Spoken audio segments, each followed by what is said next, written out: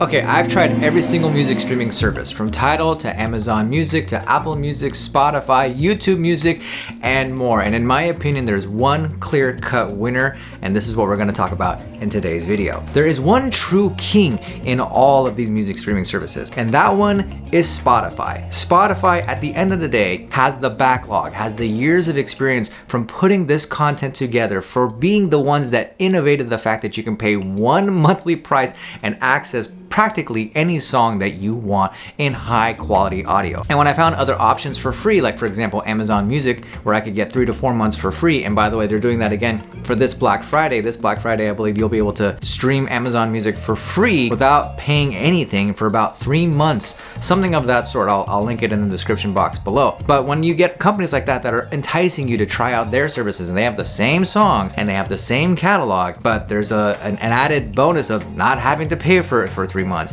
or maybe better audio quality a la Tidal or Apple Music with its spatial audio. Those things are enticing enough where you can go, all right, I'll try that out. But as I've found out over the years, each one of them is a little bit more gimmicky than the other. Now, Tidal, I will admit, audio quality wise, has everyone beat. There is no competition there. Their audio quality is absolutely superior to everyone else. However, their pricing is far above what everyone else offers. With $20 a month, you are now looking at $240 a year versus usually what would cost you about $120 a year. Now, a little bit more since everyone's raised their prices by $1 per month. But in my opinion, there's so many things that Spotify does well, better than others. First and foremost, their UI. Their UI is simple. It's easy to look at. You have your playlist right up front. You have maybe some podcasts you want to look at, and then you've got what your recently played is. Aside from that, you can go into search, you can type in whatever you want, or you can go into your library. One of my favorite features is the DJ. Hey, how you doing, Amir?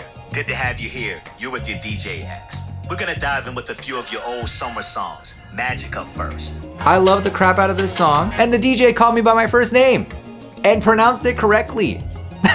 That's amazing. And it's cool what the AI DJ does is it finds music that you've listened to in the past and kind of puts those in there, but through the algorithm finds stuff that maybe you haven't heard yet that maybe you'll like, curated just for you radio station. It's really freaking cool. One of my favorite features of Spotify. Now, the biggest complaint I had about Spotify in prior videos, in my YouTube music video and other videos, is that the audio quality was lacking. It wasn't loud enough. And people in the comments pointed out that you can actually turn this feature off. What Spotify does automatically is it puts a normalization on the audios. What you can do is you can go into your settings, you go into playback, and in playback, there's something here that says enable audio normalization. Turning that off makes your music that much louder, and that's the true audio quality that Spotify offers. When they advertise that they can do 320 kilobits per second streaming on desktop and mobile, that's where you can get that 320 kilobits per second, not just from that, but from the audio levels as well. See, it even says it right here. If you want the utmost sound quality, you should turn the normalization in Spotify off. Now, Spotify, alongside every other streaming service, has raised their prices. So it's no longer $9.99,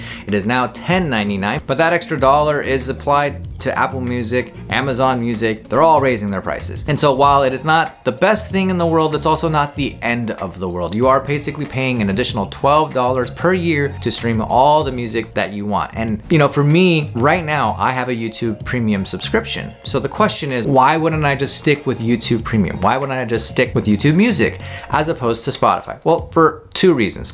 Number 1, I'm an independent singer-songwriter. I'm a fully independent artist. And for me, one of the biggest tractions, one of the biggest things to measure success by is by how many Spotify streams that you get. Apple as well, but really the 2 services that artists pay attention to are Spotify and Apple. And I figured that if, as an artist, if I really want to keep track of my music, if I really want to be in the know of what's going on, what the trends are and all that kind of stuff, I should be on Spotify. I should actively be on Spotify, see what the trends are, see what's popular, see what's happening, and basically see if I can apply that to what I'm doing as an artist as well. And number 2 is basically the fact that I've had Spotify since 2008, I believe. And since then, I've accumulated a massive playlist of over 3,000 songs that I go to over and over again. It is filled with nostalgia from songs that I've been listening to for the past 10, 15, 20 years.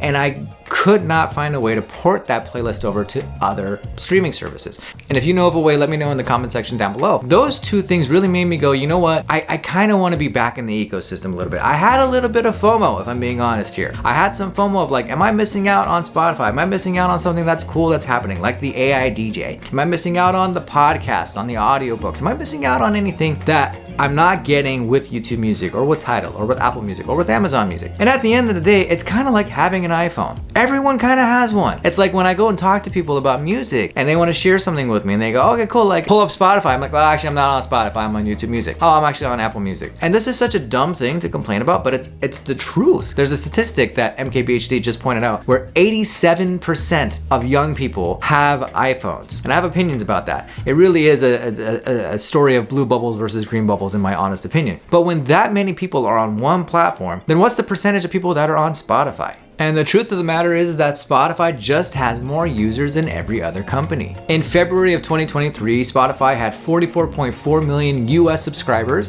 whereas Apple Music had 32.6. And according to Spotify themselves, they are the world's most popular audio streaming subscription service with more than 574 million users, including 226 million subscribers in more than 180 markets. Now, 226 subscribers versus 574 users. What's the difference? The free version of Spotify. There's a free version of Spotify that includes ads and all that kind of stuff that you really necessarily can't skip songs. You can, but only a couple. And then you're subjugated to 30-second to 60-second ads every couple songs or so. And I've done this version and it's not terrible. It's not great, but it's not terrible. And you don't get the premiere audio quality, but a little less than half of those people, 226 million of them, are actual subscribers like me. Now there's different tiers for subscribing. The premium individual plan is $10.99 a month. It's one premium account plus 15 hours a month of listening time from their audiobook subscriber catalog. The premium duo, which is a great deal if it's you and someone else in a house, you get 2 accounts for $15 a month. That's basically $7.50 per month. So you get a huge savings there.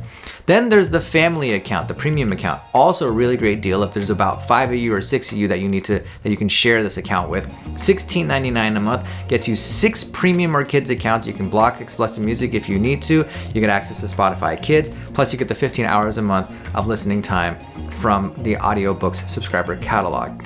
But really the best deal here is the student deal. And for $5.99 a month, you get one premium account, the same account that I have for $10.99 a month, but you also get access to Hulu. Now it's the ad version of Hulu, which to me is not a big deal. I'm totally fine with the ad version of Hulu, but you get Hulu for free with a premium version of Spotify for $5.99 a month, $6 a month. And all you have to do is provide your email address with the college and university that you are going to. Yeah, I've tried every single music streaming service so that you don't have to. And in my opinion, at the end of the day, the true king is Spotify. Now, if you're in the Apple ecosystem and you really like the Apple UI and all that kind of stuff, go to Apple Music. I tried it for about a month or so and the UI is not for me. That's pretty much all I can say. The UI is not for me.